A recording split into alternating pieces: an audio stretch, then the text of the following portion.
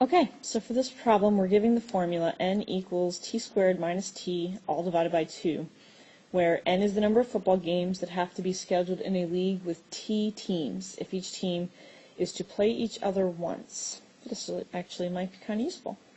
Anyway, the problem that we need to solve is to find out how many teams there were in a league if there was 15 scheduled games. So since I know that there's 15 games, that's n, so I'm just going to rewrite my equation here. So 15 is equal to t squared minus t all divided by 2. To start with, I am going to multiply both sides of my equation by 2. That way I cancel out my denominator there on the right side.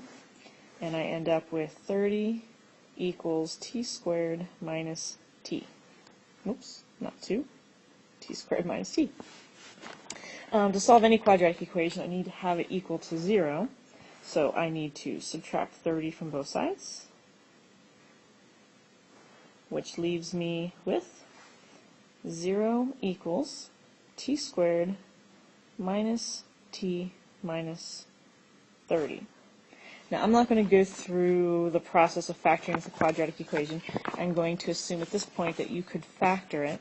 And so in factored form, you should get 0 equals t minus 6 times t plus 5.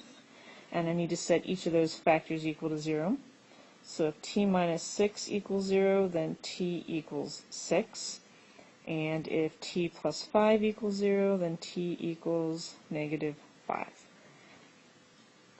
Since we can't have a negative number of teams, the negative 5 answer doesn't work. Since this is a word problem, we should kind of check to make sure my answers make sense. And so therefore, my answer is 6 teams.